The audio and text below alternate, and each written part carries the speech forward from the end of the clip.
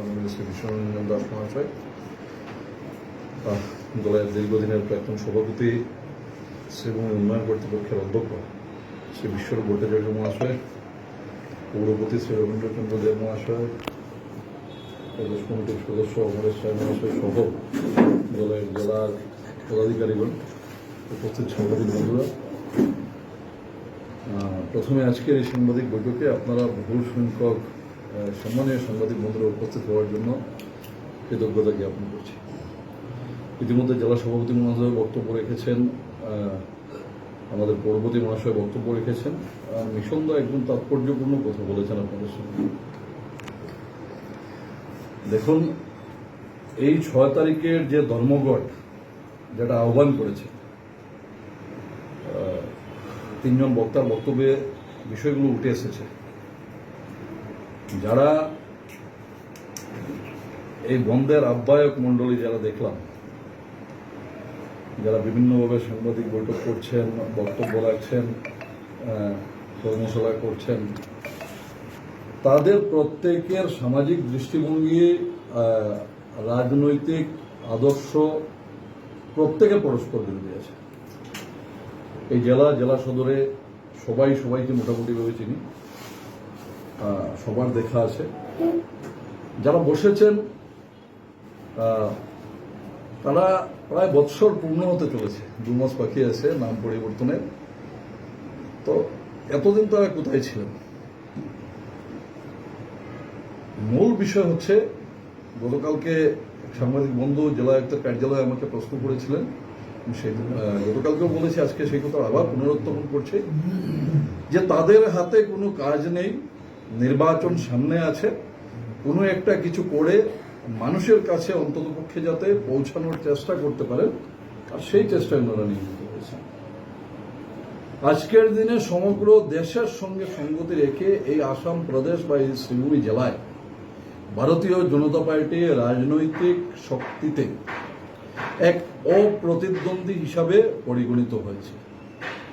আর তার জ্বলন্ত উদাহরণ হচ্ছে কংগ্রেস, কমিউনিস্ট, এসইউসিআই সহ আরো যারা আছেন, সবাই একসঙ্গে মিলে বিজেপি সরকার এই জেলার নাম পরিবর্তন করেছে, তার বিরোধিতা করতে হবে, আর তার জন্য সবাই মিলে এক মঞ্চে বসে বিজেপির বিরোধিতা করছে।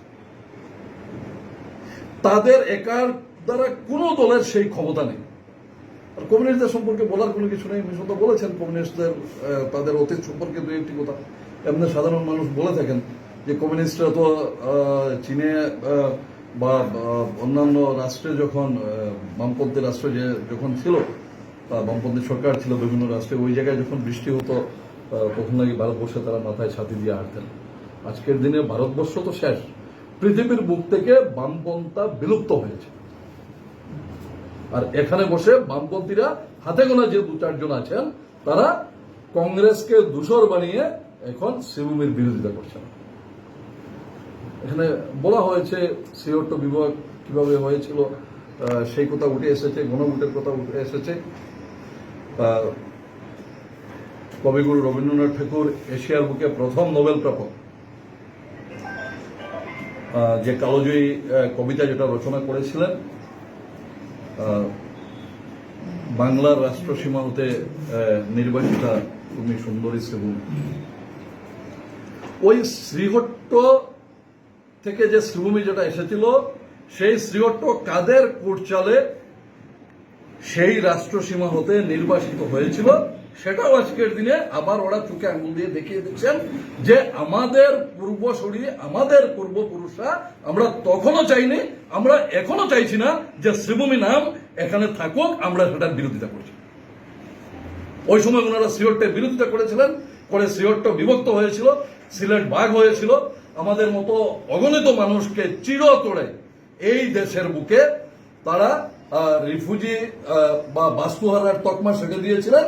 আর আজকের দিন অবধি আবার ভারতীয় জনতা পার্টির সরকার কেন্দ্রে রাজ্যে আসার পর, যখন এই শ্রীহট্টের বিভক্ত অংশের সেই পুরনো দিনের সেই সুন্দরী শ্রীভূমি কবিগুরুর রচনা যেটা আছে, কালোজয়ী রচনা, তাকে সামনে রেখে আসামের যশস্বী মুখ্যমন্ত্রী শ্রদ্ধেয় ডক্টর হিমন্ত বিশ্ব শর্মা মহাশয় এই জেলা আজকের দিনে এই জেলায় বসবাসকারী অগণিত মানুষের দাবিকে মর্যাদা দিয়ে যখন জেলার নাম পরিবর্তন করলেন, করে শ্রীভূমি করলেন, তখন তারা সেটাকে কিভাবে সামনে এনে, পরিবর্তন করার তো ক্ষমতাই নেই, পূর্ববর্তী বক্তারা বলেছেন, কিন্তু এটাকে সামনে এনে কিভাবে জল গুলয় করে রাজনৈতিক অভিসন্ধি সিদ্ধ করা যায় সেই অপচেষ্টায় নেমেছেন।